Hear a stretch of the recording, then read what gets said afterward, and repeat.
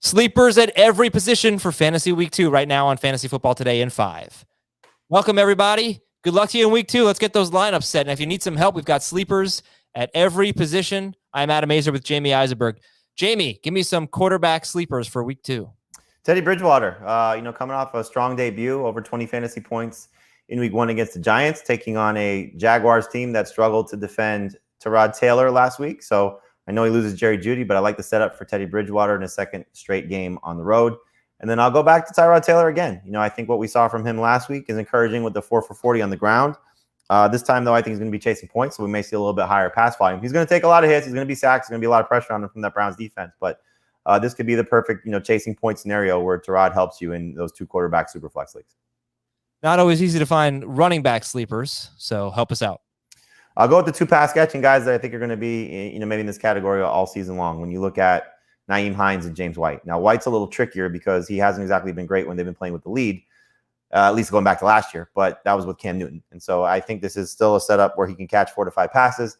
And if for whatever reason the fumble concerns are a problem for both Damian Harris and Ramondre Stevenson after they fumbled last week against the Dolphins, maybe White gets a few more carries as well. So I'll stick with him. And as we saw, a different animal completely. But the Jets struggled with Christian McCaffrey and Chuba Hubbard as they combined for 11 catches out of the backfield. For Hines, they're most likely going to be ball out quick for Carson Wentz. So 15 total touches, 6 catches. It was 12 catches for both running backs, Taylor and Nyheim Hines last week. So Hines to me is borderline must start in PPR.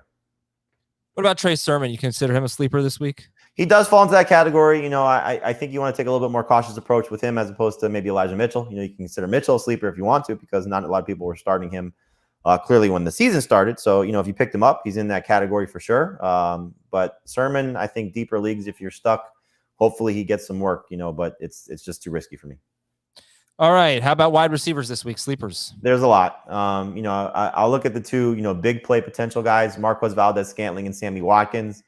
Watkins gets the revenge game factor against his old team, led the team in targets, 8 targets, 4 catches, 96 yards.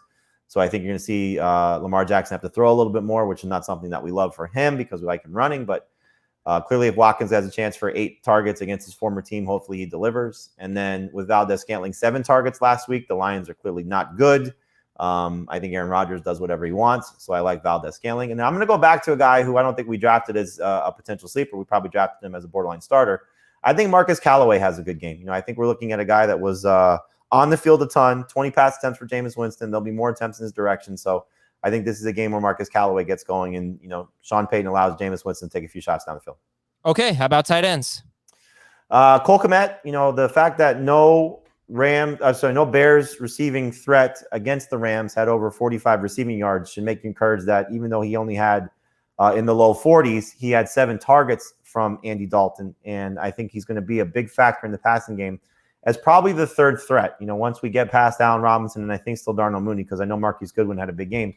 To me, Cole Kmet's going to be one of these tight ends that we should have drafted a little bit more. Another guy that I think you could look at would be probably Jared Cook. Just looking at where he was drafted, what the expectations were, had 8 targets in that game last week. This feels like a potential track meet. He's not Rob Gronkowski. Don't make that mistake. But Gronk did have 2 touchdowns against the Cowboys last week, and their defense is banged up, certainly with the pass rush without DeMarcus Lawrence and Randy Gregory. What about Mike Kasich going up against the Bills? I know he had a really bad week 1, and people might have given up on him, but the Bills last year saw more targets from tight ends than any team in football, and no Will Fuller again. Are you going back to Kasich, or are you moving on? I'm moving on for this week. I think he's still a stash guy.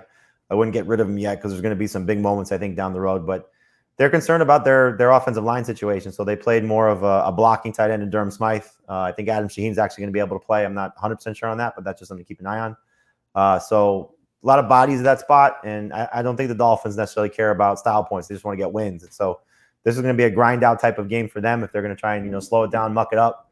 I don't think there's going to be a lot of style points for Kasich. So until I see a little bit more from him, I'm going to stay away. That is Jamie Eisenberg. I'm Adam Azer. Thank you so much for watching and listening, everybody, on Fantasy Football Today in 5. Good luck.